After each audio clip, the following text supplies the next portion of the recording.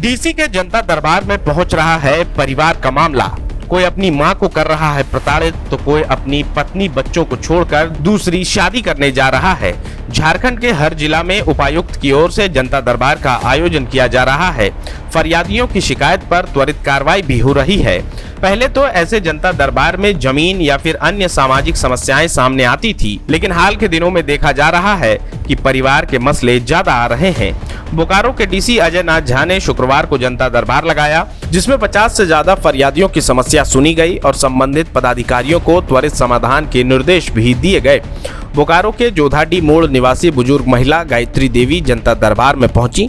उन्होंने अपने ही परिवार के सदस्यों द्वारा प्रताड़ना करने की पीड़ा साझा की। उन्होंने अपने मंझले बेटे मनोज साव द्वारा आए दिन मारपीट करने की बात बताई। वहीं एक दूसरे मामले में चास निवासी महिला जो ससुराल स्थित अपने मकान में रह रही है, उसके पति और परिवार के अन्य सदस्य उसे और उसके 2 बच्चों को छोड़ चले गए हैं और अब उसे घर खाली करने का पति और उसके परिवार के सदस्यों ने अल्टीमेटम दे दिया है। इस मामले पर उपायुक्त अजय नाथ झा ने गहरी संवेदना व्यक्त करते हुए कहा कि यह अत्यंत दुखद है कि मां को उसके ही बच्चे प्रताड़ित करें या पति अपने पत्नी और बच्चों को बेसहारा छोड़ दे। यह सामाजिक असंवेदनशीलता अच्छा नहीं है। ऐसे मामलों में यह साफ है कि हमारा समाज धीरे धीरे संवेदनहीन होते जा रहा है। यह चिंता का विषय है। समाज को संवेदनशीलता सीखनी होगी। उन्होंने स्पष्ट कहा कि बुजुर्ग का सम्मान, महिलाओं की सुरक्षा और वंचितों का संरक्षण केवल प्रशासन की नहीं, समाज की भी जिम्मेदारी है। जिस दिन हर व्यक्ति दूसरों के दुख को महसूस करने लगेगा, उस दिन ऐसे मामले घटेंगे। उन्होंने अभिभावकों, शिक्षकों, धार्मिक नेताओं और जनप्रतिनिधियों से अपील की है कि वे समाज में संवेदनशीलता, करुणा और पारिवारिक मूल्यों के प्रचार प्रसार में सहयोग करें। सुनवाई के बाद उपायुक्त ने कहा कि बुजुर्गों और महिलाओं के अधिकारों की रक्षा प्रशासन की जिम्मेदारी है। इन मामलों में अपर नगर आयुक्त, थाना प्रभारी, जिला बाल संरक्षण पदाधिकारी आदि को आवश्यक कानूनी कार्रवाई सुनिश्चित करने का निर्देश दिया। कई मामले ऐसे आते हैं जिसमें पति ने पत्नी को छोड़ दिया है, उसका रहने का घर भेज दिया, वो अपनी बेटी और बच्चे के साथ है। एक मामला ऐसा है जिसमें एक बेटा अपनी माँ को मार रहा है, प्रताड़ित कर रहा है। इन सब चीज़ों से समाज को भी सीखने की ज़रूरत है कि जो हमारे माँ बाप हैं, जो हमारे रिश्ते हैं, हम सिर्फ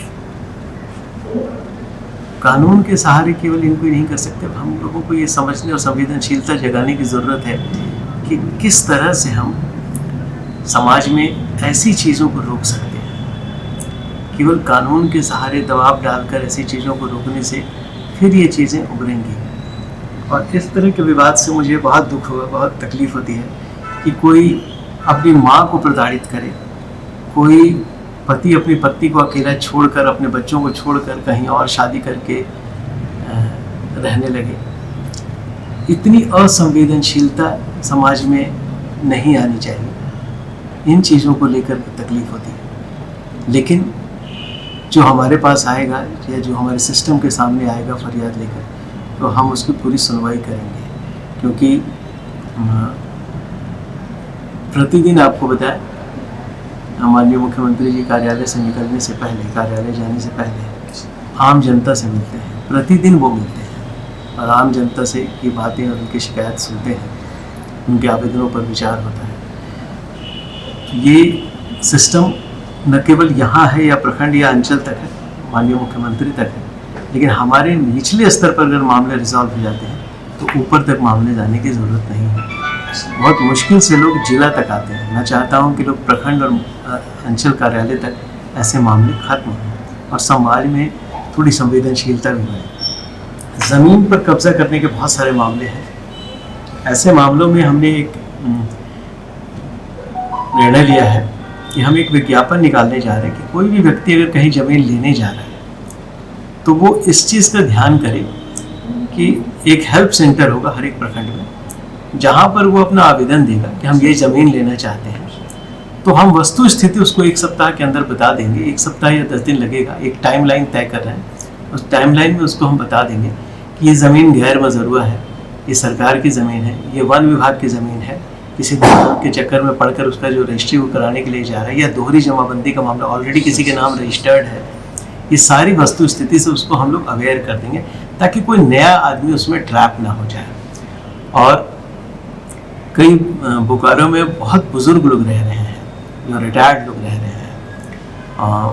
अभी 1 महीने के अंदर मुझे इस चीज़ का एहसास हुआ कि काफ़ी लोग यहाँ ऐसे रह रहे हैं जो रिटायर्ड लोग रह रहे हैं, बच्चे उनके बाहर हैं, उनकी ज़मीनों पर भी कब्जा करने की कोशिश हो रही है। तो ऐसे माफिया के खिलाफ बहुत कड़ी कार्रवाई करने का, उनके खिलाफ जीरो टॉलरेंस की नीति अपनाते हुए उनके खिलाफ कड़ी कार्रवाई करने का निर्णय लिया है और सबको डायरेक्शन दिया है, सीओ को, थाना प्रभारी को, कि ऐसे मामलों में बहुत कड़ी कार्रवाई करें, गुंडा एक्ट लगाएं और उनको बोकारो से खदेड़ें। सर, इस जनता दरबार में सैकड़ों एक सेक्टर 12 आवास संघर्ष समिति द्वारा सैकड़ों कार्यकर्ता आकर आपको ज्ञापन सौंपे, जिनकी आवास जर्जर स्थिति में हो चुकी है। सर, इस पर बीएसएल प्रबंधन कोई कार्रवाई नहीं कर रही है। सर, इस पर ज्ञापन आपको अभी दिया गया है। सर, उनका कहना है कि केवल हमारे ही मामले में ऐसा किया जा रहा है। तो जब तक कि बीएसएल के साथ अब एक नियमित संवाद शुरू है, उसकी प्रक्रिया शुरू कर दी गई है, इस मामले में हम अपने अधिकारी को भेज कर दिखवा लेंगे। ऐसा नहीं होना चाहिए कि किसी एक पर्टिकुलर कुछ लोगों के साथ अन्याय हो। गोल, जहां 27 वर्षों के सफर में 17,000 से भी अधिक छात्रों ने डॉक्टर एवं इंजीनियर बनकर भरे सफलता की ऊंची उड़ान, जहां साधारण छात्र भी झारखंड टॉपर्स बनकर बना रहे इतिहास। दूरदर्शी शिक्षाविद श्री विपिन सिंह के मार्गदर्शन में मेडिकल एवं इंजीनियरिंग के लाखों छात्रों के लिए आशा की किरण के रूप में गोल, नेशंस लीडिंग इंस्टीट्यूट। बायोम सिर्फ मेडिकल प्रिपरेशन का संस्थान। बायोम से लगातार दूसरी बार नीट यूजी में 700 मार्क्स पार। 10th पास स्टूडेंट्स के लिए फाउंडेशन कोर्स, 11th पास स्टूडेंट्स के लिए फ्रेशर कोर्स और 12th पास स्टूडेंट्स के लिए टारगेट कोर्स 17 अप्रैल से शुरू हो रहे हैं। कॉल 7360066190 और visit Biome, circular road near women's college and Hinoo, Ranchi. thefollowup.in. Like, share, and subscribe. www.thefollowup.in